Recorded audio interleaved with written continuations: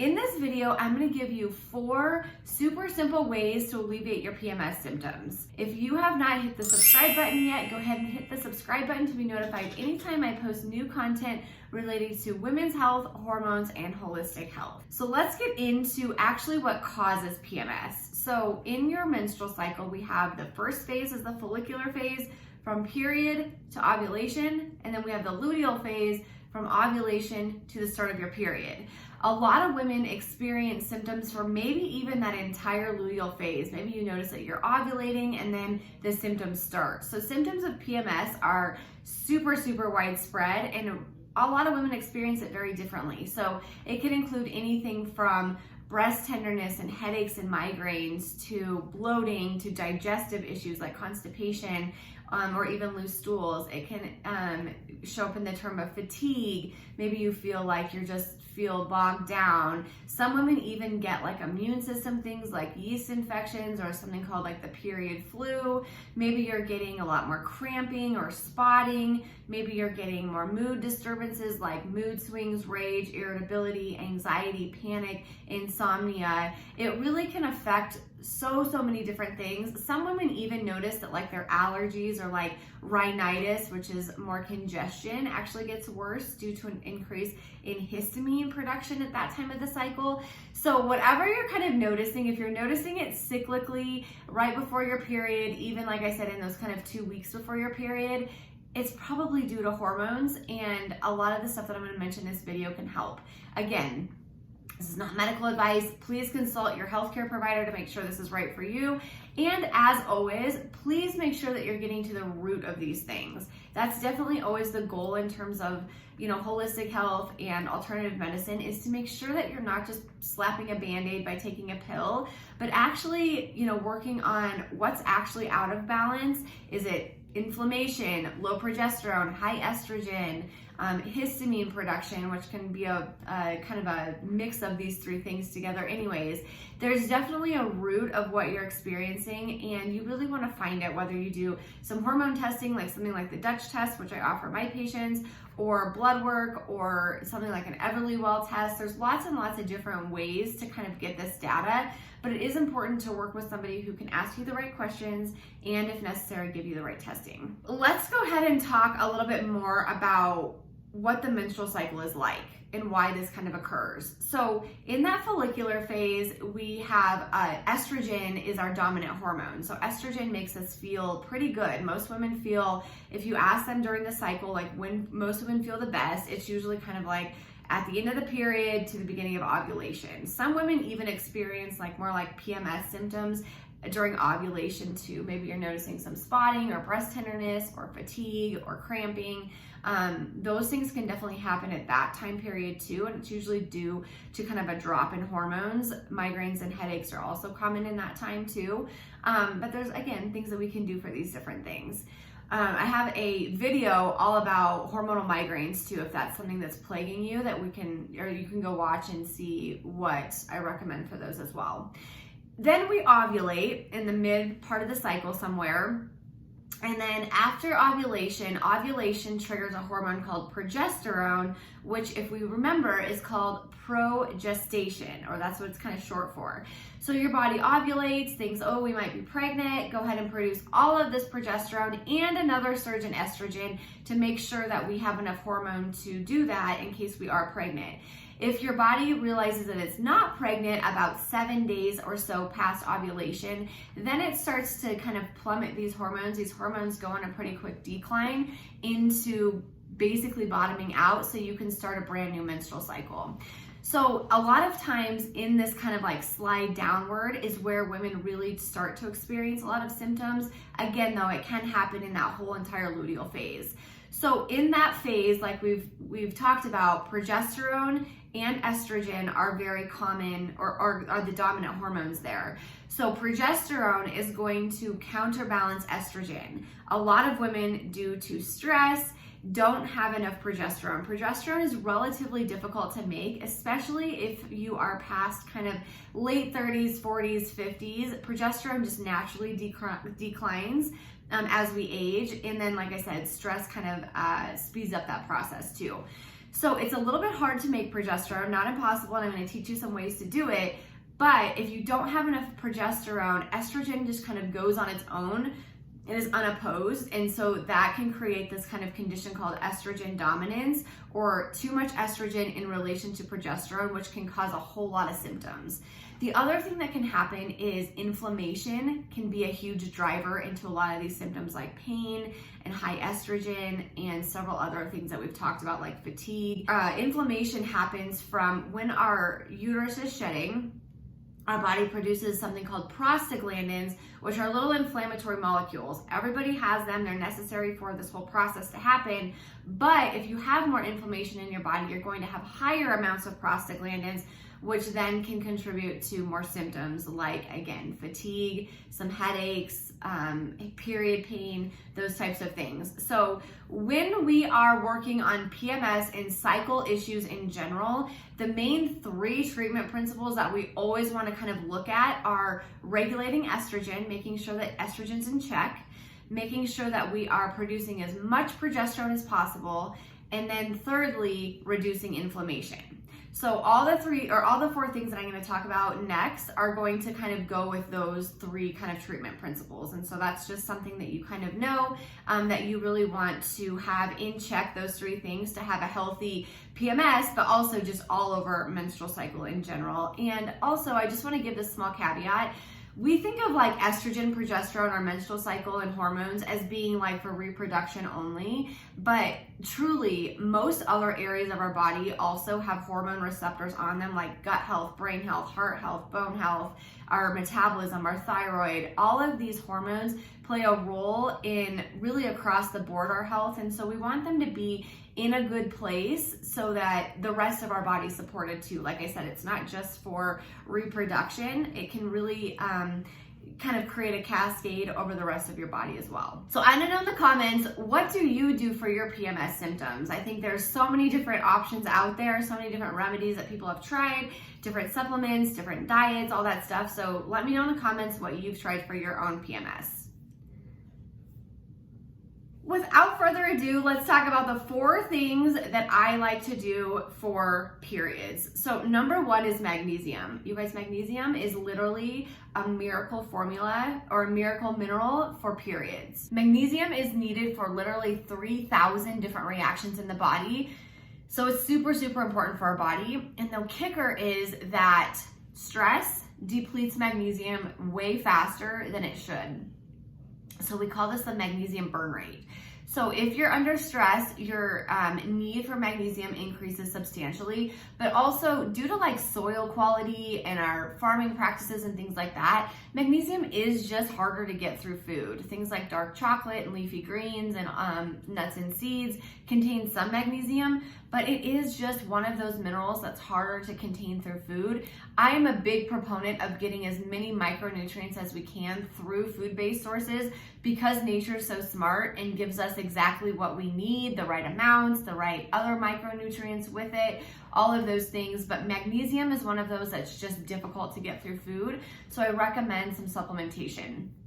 You can do it in a few ways. If you're new to magnesium supplementation, again, not medical advice, you can start with like a topical. So Epsom salt, you can soak in the bath, you can do a foot soak of Epsom salt, that is magnesium, and it will go in transdermally, which is going to seep in through your bloodstream. Other ways are like Ancient Minerals makes a nice spray or a lotion, which also is transdermally, obviously. And so that can be a really, really nice way to start for some folks who need to start with magnesium and maybe even just don't even like taking pills. So those are options for you. If you'd rather take something orally, there are great products for magnesium supplementation. I will give you this. There are so many different forms of magnesium. So every time I talk about magnesium, I always get the question of like, but which one and how much? So the answer to this is you want something that's going to improve your magnesium status in the body, right? So you want that magnesium to go intracellularly or into your cells. About 95% of our magnesium is intracellularly anyways, and not much of it's floating around the bloodstream. So when you're choosing a magnesium, you want to find one that can go into the cell, break that blood-brain barrier, and get in there, instead of something like a citrate or an oxide that's just going to be slowly absorbed pretty much by your large intestine. It's great for bowel movements, it can make you feel calmer, but it's not actually going to seep into those cells and improve your magnesium status. So in my opinion, while you're supplementing with magnesium, we actually want to improve the status of it in our body. And so choosing something, like I said, that can cross your blood-brain barrier is definitely worth it. So forms that I prefer are magnesium glycinate is a great one. It comes from glycine, which is an amino acid. Magnesium L-threonate is great for those of you who have headaches and migraines. It's really, really helpful for that. I've worked with some neurologists locally who prescribe magnesium L-threonate and in combination with riboflavin or B2 for migraine sufferers. So that can be really helpful. Or magnesium malate. So magnesium malate can sometimes, for some people, cause a little bit more energy. Usually we think of magnesium as being calming, relaxing, helping with sleep, helping with bowel movements, and that is generally the cause for magnesium, but magnesium malate can actually provide a little bit of energy. So if you want something, you feel tired a lot, and you want something to do that, you could take a malate in the morning. And then if you want something that's going to help you sleep better, calm anxiety, your nervous system down, you can take something like a magnesium glycinate or L-threonate. I will give you also this small caveat about magnesium. Most of the time, that's how it works. Occasionally, I'll run into somebody who will take a magnesium glycinate and it makes them feel energized. Or take a malate, it doesn't do anything to make them feel energized. So occasionally with magnesium, it kind of has a different effect on people, but in general, that kind of malate energizing, glycinate and L-threonate more calming is usually what happens for people. The dosage of magnesium is also super, super broad. So you can start with something like 120 milligrams and go up to even something like 5 times your body weight in milligrams. I would start slow with it, let your body kind of get used to it. You don't want to start just with a super, super high dose. So let your body get used to it, kind of test it out, see how you feel for a while, and increase as needed. I think that, we should make sure we're having good bowel movements, good sleep, and you should notice with time, not necessarily the next cycle, but with a couple cycles under your belt with magnesium, some better periods, better PMS, better cramping, those types of things too. The second thing that I like for PMS is vitamin B6. So B6 can help ease fatigue, irritability, insomnia. It also helps with histamine intolerance. So we've talked a little bit on this channel about histamine intolerance, meaning that histamine, kind of the same immune component that causes allergies, hay fever, sinusitis, ear infections, rashes, eczema, those types of things, can also contribute to estrogen, which can then contribute to PMS symptoms. So if you have that correlation there between allergies and then horrible PMS, you are probably going to want to take some B6 or get some B6 through food like animal proteins to help break down histamine. It actually helps stimulate an enzyme that breaks down that histamine, which can help with period pain, fatigue, headaches, irritability, all of those things. So the dosage recommended, again, not medical advice, is somewhere between 50 to 100 milligrams daily of vitamin B6 can be incredibly helpful over time for PMS symptoms. Number 3, you probably have heard of Vitex or chaste berry if you've been in kind of this natural hormone world for a while. I like this formula a lot, but not for everybody. So people that should take Vitex are people who have been under a lot of stress and have kind of progesterone deficiency. If you have more estrogen excess, this is maybe not the best formula for you. There are better things out there. But if you're under a lot of stress, you have a lot of PMS symptoms, you have maybe some low progesterone symptoms, which I did several videos all about low progesterone. So go check those out if you're wondering if that's you. Vitex can be really, really helpful. The dosage here again ranges from about 225 milligrams to up to 1,000, and Vitex does not work necessarily fast. So I would give Vitex at least 90 days or 3 cycles to kind of see a change, and you want to take this up to 9 months. After 9 months of Vitex, really that's kind of like the shelf life of it. If you have not seen the benefits that you want to see in 9 months, chances are you probably are on the wrong formula, and we should do a better job at getting to the root of things and figuring out something that would work better for you. But Vitex is great for basically reestablishing the connection from your brain to your ovaries and getting the hormones produced the right amount, the right time, boosting up progesterone, super helpful for all of those things. And lastly, vitamin E. So vitamin E maybe isn't like the most popular thing out there. Maybe you've never heard of it, but vitamin E is super, super helpful for looking like progesterone in the body. It also is a huge antioxidant and can help with like oxidative stress, getting out inflammation and free radicals. So vitamin E is a fat-soluble vitamin. So if you take it orally, you're going to want to make sure that you take it with some food, specifically fat, because like I said, it's fat-soluble. So you want fat to make it work better. Vitamin E, you would want to take something probably close to about 400 IUs.